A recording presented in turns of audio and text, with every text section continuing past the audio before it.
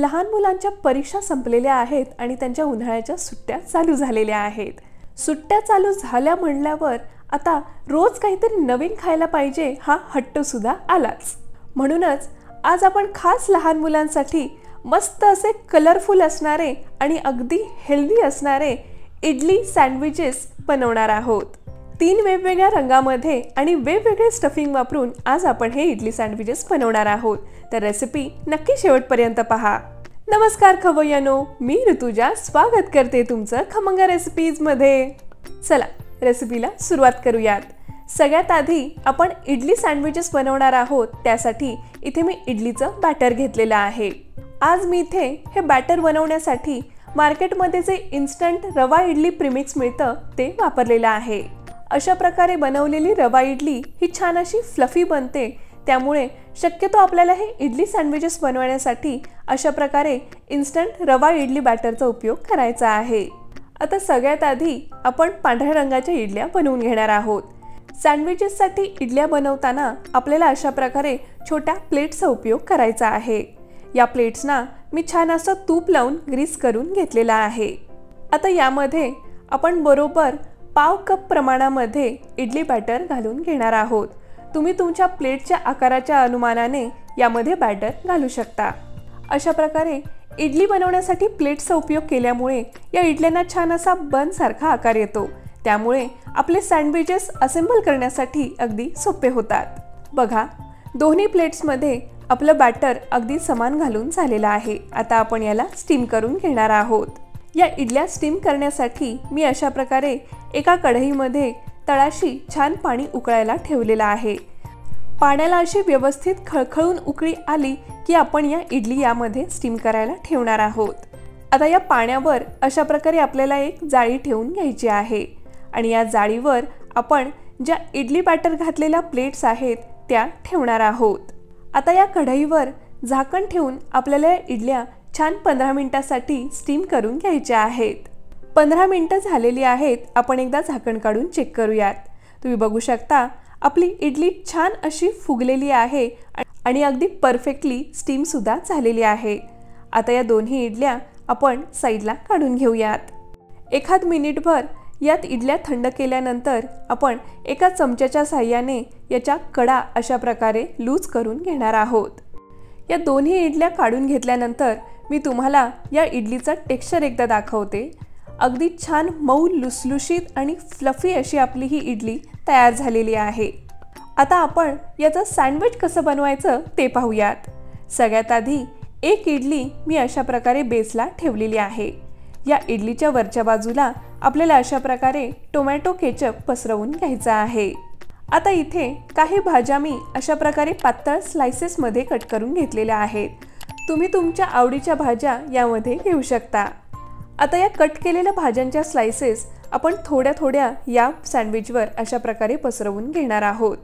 Idli sandwiches बनवताना एक गोष्ट इथे लक्षात ठेवा, आपण हे सँडविचेस परत टोस्ट करत नाही। त्यामुळे जोपर्यंत इडल्या गरम गरम आहेत तोपर्यंतच आपल्याला हे सँडविचेस असेंबल करायचे आहेत आणि खायला सर्व करायचे आहेत। सगळ्या स्लाइसेस घालून झाल्या की यावर आपल्याला थोडंसं मीठ भुरभुरायचं आहे। त्यासोबतच थोडीशी जिरेपूड आणि छान चटपटीतपणा येण्यासाठी थोडासा चाट मसाला भुरभुरायचा आहे। आता आपण यावर लहान मुलांची सगळ्यात आवडती गोष्ट म्हणजे चीज स्प्रेड करून घेणार आहोत। इथे मी प्रोसेस चीजचा उपयोग केलेला आहे। तुम्हाला जर आवडत असेल तर तुम्ही स्लाइस चीज सुद्धा यावर वापरू शकता। खूप सारा चीज घातल्यानंतर पुन्हा यावर आपण थोडीशी जिरेपूड आणि चाट मसाला भुरभुरून घेणार आहोत। आता आपली जी दुसरी इडली आहे ज्याला आपण स्टीम केल्यानंतर त्याचा जो वरचा भाग होता त्यावर आपल्याला हिरवी चटणी लावायची आहे। अशा प्रकारे या इडलीवर छान अशी हिरवी चटणी स्प्रेड करून झाल्यानंतर ही इडली आपण अशा प्रकारे उलट्या बाजूने या सँडविचवर ठेवणार आहोत।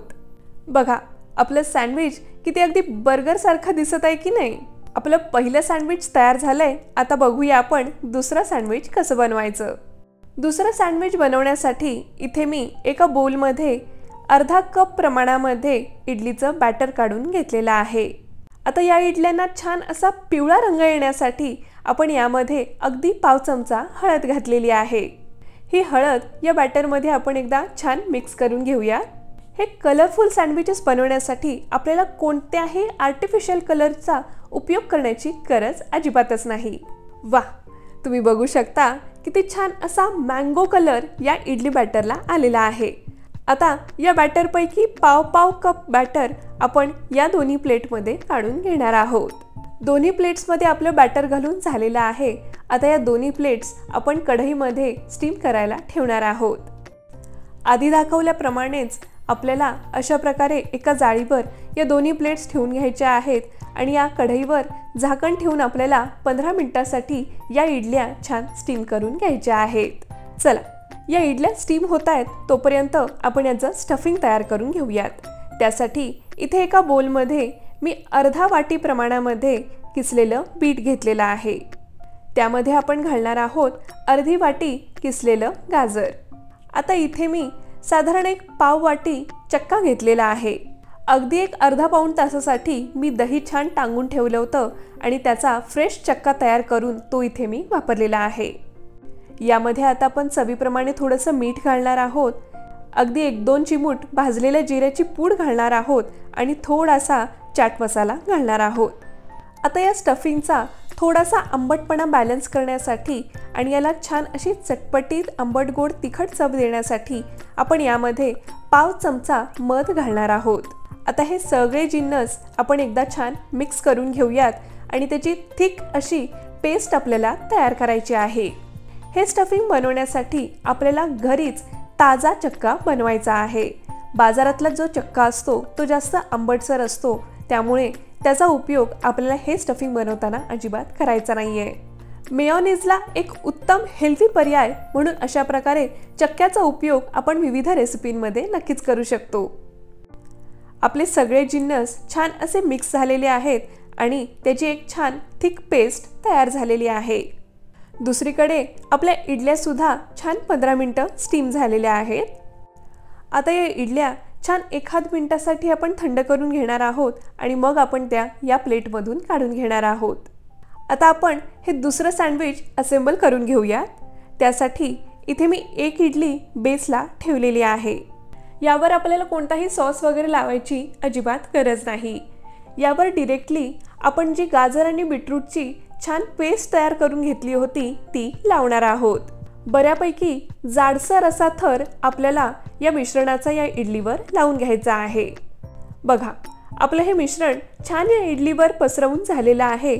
आता यावर आपण काही भाज्यांच्या स्लाइसेस घालणार आहोत आणि त्यानंतर आपल्या दुसऱ्या इडलीचा जो फुगीर भाग आहे तो वरच्या साईडला येईल अशा प्रकारे ही इडली आपण या सँडविचवर ठेवून घेणार आहोत आणि अशा प्रकारे आपलं दुसरं इडली सँडविच तयार झालेलं आहे। अशा प्रकारे वेगवेगळ्या कलरमध्ये बनवलेले सँडविचेस मुलांना खूप अट्रॅक्टिव्ह वाटतात आणि ते अगदी 2 मिनिटात याला फस्त करतात। चला, आता आपण तिसरा सँडविच बनवायला सुरुवात करूयात। त्यासाठी इथे एका बोलमध्ये मी अर्धा कप प्रमाणामध्ये इडलीचं बॅटर काढून घेतलेलं आहे। आता आपल्याला गुलाबीसर लाल रंगाची इडली बनवायची आहे। त्यासाठी इथे मी 1.5 ते 2 चमचे प्रमाणामध्ये बीटरूटची पेस्ट या बॅटरमध्ये घातलेली आहे। ही बीटरूट पेस्ट बनवण्यासाठी मी साधारण एक पाव बीटाचे तुकडे घेतले होते। त्यामध्ये 1 चमचाभर पाणी घालून मी त्याची पेस्ट तयार करून घेतली होती। बीटाची पेस्ट छान या बॅटरमध्ये मिक्स झालेली आहे आणि तुम्ही बघू शकता किती सुरेख असा गुलाबी लालसर रंग या बॅटरला आलेला आहे। आता आपण हे बॅटर सुद्धा 2 प्लेट्समध्ये काढून घेणार आहोत आणि त्यांना स्टीम करायला एका कढईमध्ये ठेवणार आहोत। आता आधीप्रमाणेच आपल्याला इडल्या छान 15 मिनिटांसाठी स्टीम करून घ्यायच्या आहेत। इडल्या स्टीम होत आहेत तोपर्यंत आपण याचं स्टफिंग बनवूयात। स्टफिंग बनवण्यासाठी मी इथे काही भाज्या मोठ्या मोठ्या चंक्समध्ये कट करून घेतलेल्या आहेत। त्यामध्ये मी शिमला मिरची, काकडी आणि गाजर या भाज्यांचा समावेश केलेला आहे। आता या सगळ्या भाज्या मी अशा प्रकारे एका हँड चॉपरमध्ये काढून घेणार आहे। आपल्याला अगदी बारीक अशा या भाज्या चिरून घ्यायच्या आहेत। तुम्ही या स्टफिंगसाठी तुमच्या आवडीच्या भाज्यांचा उपयोग करू शकता। बघा, आपल्या या भाज्या छान अशा मी बारीक चॉप करून घेतलेल्या आहेत। आता आपण यामध्ये छान क्रीमी टेक्स्चर येण्यासाठी 1 मोठा चमचा मेयोनीज घालणार आहोत। त्यासोबतच मी इथे 1 चीज क्यूब अशा प्रकारे ग्रेट करून या मिश्रणामध्ये घातलेला आहे। हे स्टफिंग आपण थोडंसं इटालियन स्टाईल बनवणार आहोत, त्यासाठी इथे मी घातलेले आहेत थोडेसे चिली फ्लेक्स आणि थोडंसं ओरेगानो आणि अगदी 1-2 चिमूट मिरी पावडर आपल्याला यामध्ये घालायची आहे। त्यासोबतच थोडंसं चवीसाठी मीठ आपण यामध्ये घालणार आहोत। चीजमध्ये ऑलरेडी थोडंसं मीठ असतं, त्यामुळे अगदी थोडंसं मीठ आपल्याला या मिश्रणामध्ये घालायचं आहे।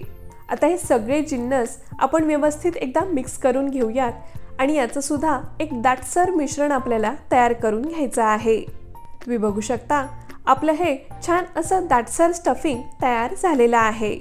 आता एकदा आपल्या इडल्या आपण चेक करूयात। आपल्या इडल्या सुद्धा छान स्टीम झालेल्या आहेत। आता आपण यांना साईडला काढून घेऊ आणि आपलं तिसरं सँडविच असेंबल करून घेऊ। नेहमीप्रमाणेच एका इडलीचा मी बेस म्हणून इथे उपयोग केलेला आहे। यावर आपण जे भाज्या आणि चीज मेयोनीजचं मिश्रण तयार करून घेतलेलं आहे ते अशा प्रकारे जाडसर थरामध्ये पसरवून घ्यायचं आहे। यामध्ये घातलेल्या चीज आणि मेयोनीजमुळे हे मिश्रण अतिशय क्रीमी लागतं आणि लहान मुलांना तर खायला खूप आवडतं। मिश्रण पसरवून झालं की आपण यावर थोडेसे चिली फ्लेक्स स्प्रिंकल करणार आहोत आणि थोडंसं ओरेगानो घालणार आहोत आणि शेवटी दुसरा इडलीचा जो फुगीर भाग आहे तो वरच्या बाजूला करून हे सँडविच आपण बंद करून घेणार आहोत। अशा प्रकारे आपलं तिसरं हे छान गुलाबी लालसर रंगाचं सँडविच सुद्धा तयार झालेलं आहे। तर खवय्यांनो, तुम्ही सुद्धा हे अगदी युनिक स्टाईलचे हेल्दी इडली सँडविचेस नक्की घरी बनवून पहा आणि रेसिपी कशी वाटली हे मला कमेंट करून नक्की सांगा। आणि तुम्हाला अशा छान छान वेगवेगळ्या रेसिपीज पाहायच्या असतील तर आपल्या चॅनलला लाईक, शेअर आणि सबस्क्राईब नक्की करा।